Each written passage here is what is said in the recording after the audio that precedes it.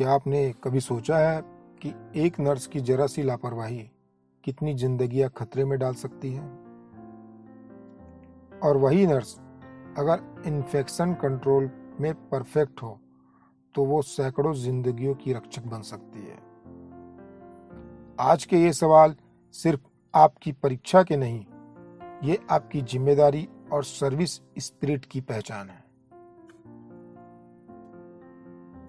नमस्ते future nurses, मैं विजय और आज हम लेकर आए हैं 25 नर्सिंग ऑब्जेक्टिव क्वेश्चन जो सीधे जुड़े हैं इन्फेक्शन कंट्रोल, हाइजीन और वेस्ट मैनेजमेंट से।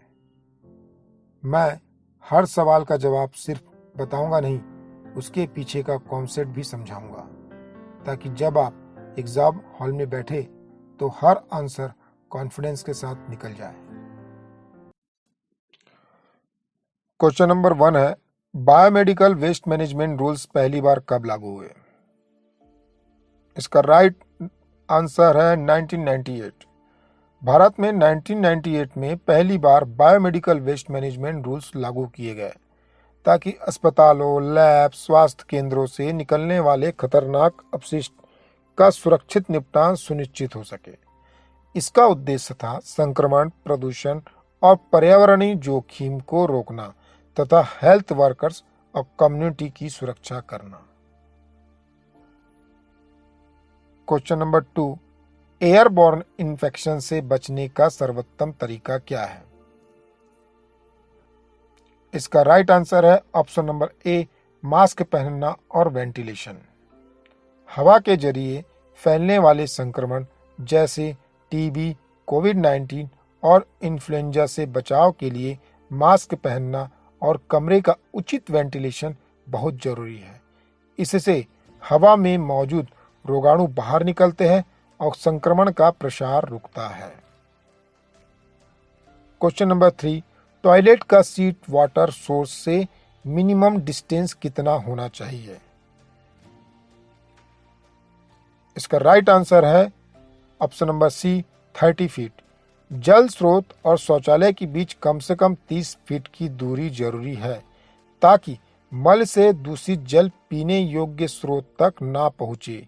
यह नियम भूमिगत जल प्रदूषण और जल जनित बीमारियों जैसे हैजा, टाइफाइड से बचाव में सहायक है।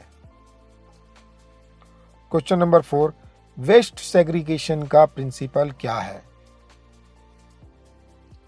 इसका राइट आंसर है ऑप्शन नंबर ए, रिड्यूस, रीयूज, रिसाइकल। यह सिद्धांत अपशिष्ट प्रबंधन की नींव है और पहले अपशिष्ट की मात्रा घटाना, फिर उपयोगी वस्तुओं को दोबारा इस्तेमाल करना और अंत में पुनर्चक्रण से पर्यावरण प्रदूषण घटता है।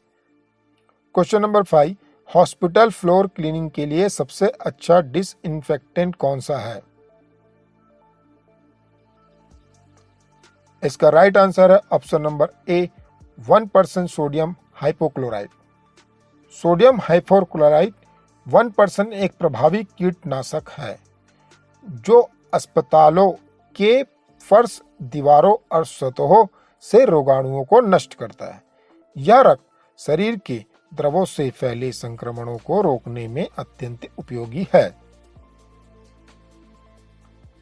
क्वेश्चन नंबर 6, हैंड हाइजीन के 5 मूवमेंट्स गाइडलाइन किसने दिए? राइट आंसर है WHO।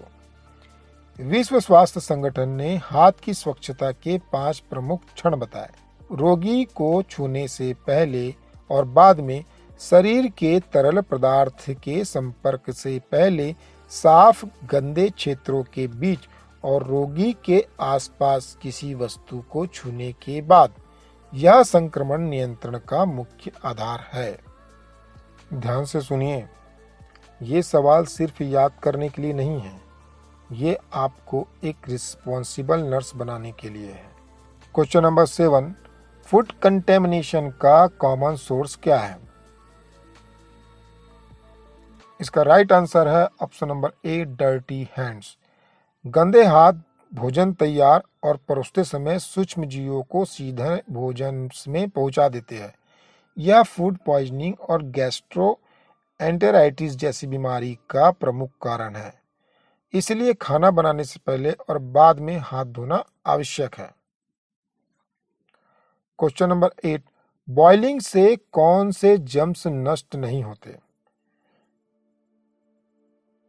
इसका राइट आंसर है ऑप्शन नंबर ए, स्पोर्स।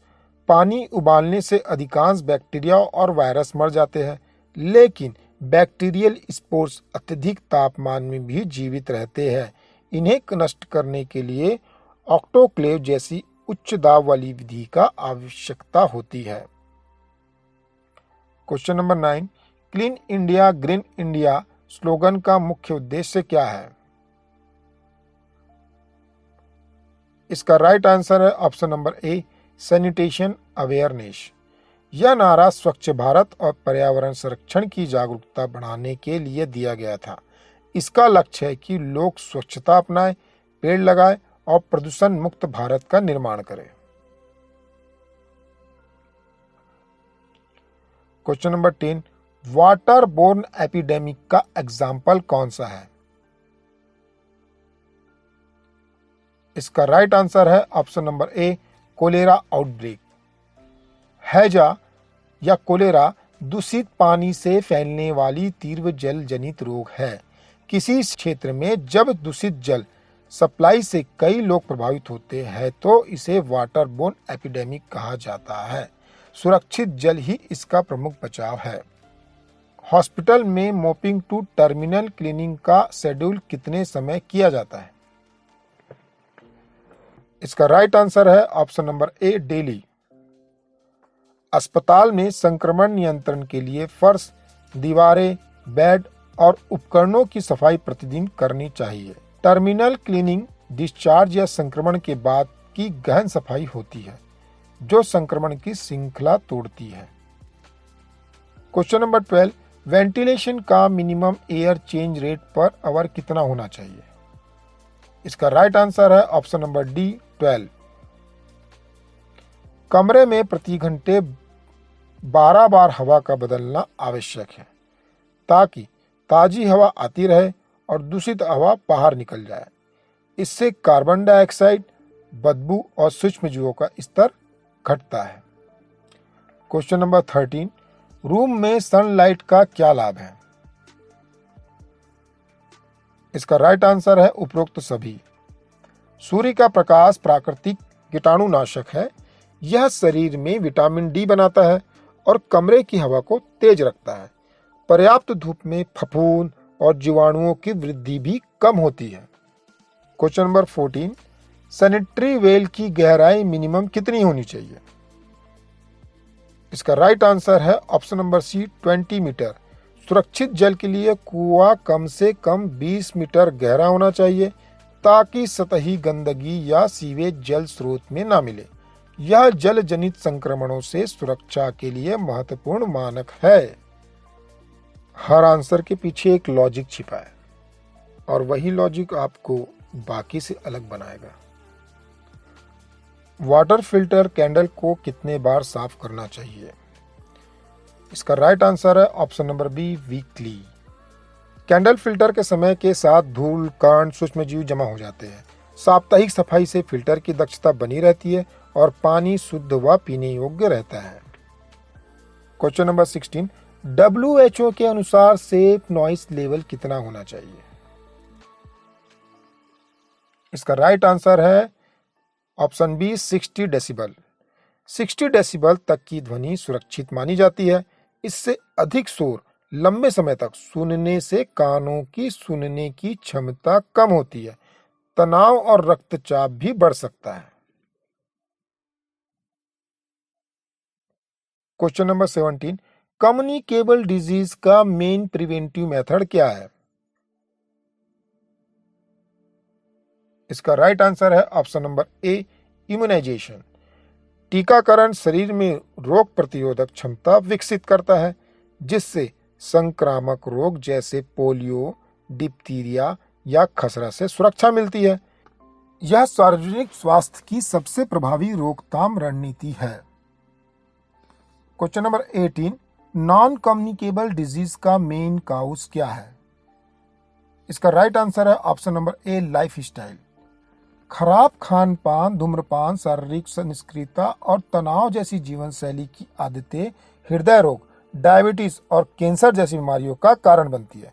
स्वस्थ दिनचर्या ही सबसे अच्छा उपचार है।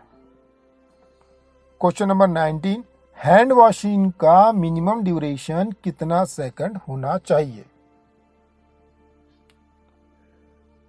Option number B, 20 second. हाथ धोते समय कम से कम 20 सेकंड तक साबुन और पानी से दोनों हथेलियों, उंगलियों और नाखूनों को रगड़ना चाहिए। यह संक्रमण के जोखिम को 80% तक घटाता है। क्वेश्चन नंबर 20, फूड हैंडलर को नेल्स कब काटने चाहिए? इसका राइट आंसर है ऑप्शन नंबर बी, वीकली। भोजन तैयार करने वाले व्यक्ति के लंबे या गंदे नाखूनों में जीवाणु पनपते हैं। सप्ताह में एक बार नाखून काटना भोजन को दूषित होने से बचाता है और उपभोक्ताओं की सुरक्षा सुनिश्चित करता है। क्वेश्चन नंबर 21, कम्युनिटी हाइजीन में वेक्टर कंट्रोल का मतलब क्या है? इसका राइट आंसर है option number A, disease carrier को खत्म करना। मच्छर, मक्खी, चूहा जैसे वाहक रोग फैलाते हैं। इनके प्रजनन स्थलों को नष्ट करना और नियंत्रित करना कम्युनिटी हाइजीन का मुख्य उद्देश्य है ताकि महामारी ना फैले। Question number 22, solid waste segregation किस रंग के बिन में किया जाता है?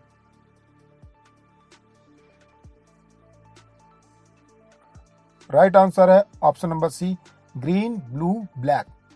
हर डिब्बे में बायोग्रेडेबल, नीले में रिसाइकेबल, काले में नॉन डिग्रेडेबल वेस्ट रखा जाता है।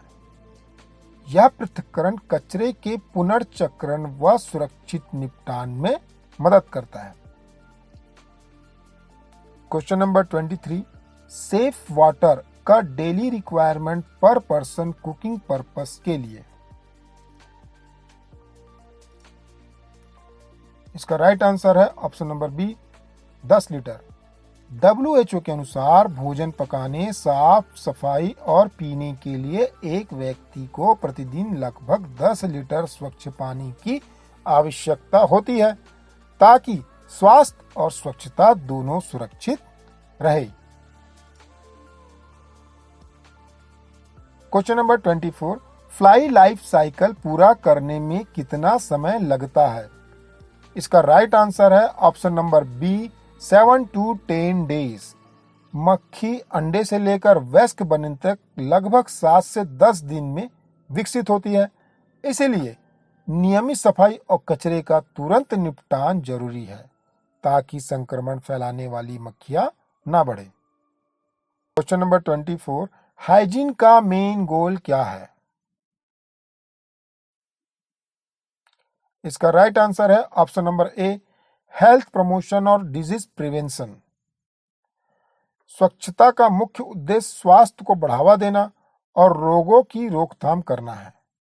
व्यक्तिगत, घरेलू और सामुदायिक स्वच्छता से शारीरिक, मानसिक व सामाजिक स्वास्थ्य मजबूत होते हैं।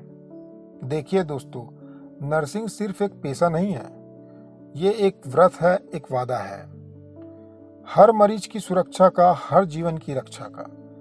अगर आज के सवालों से आपने नया कुछ सीखा हो तो इस वीडियो को लाइक जरूर करें, अपने दोस्तों तक शेयर करें ताकि हर नर्स अपने ज्ञान से इन्फेक्शन को हरा सके। और हाँ, अगर आप भी उस टीम का हिस्सा बनना चाहते हैं जो साफ, सुरक्षित और संवेदनशील भारत का सपना देखती है, तो अभी सब्सक्राइब करें और कमेंट में लिखिए, I am a proud nursing student. मिलते हैं अगले वीडियो में जहां सवाल भी नए होंगे लेकिन सीख वही, दिल से सेवा के लिए।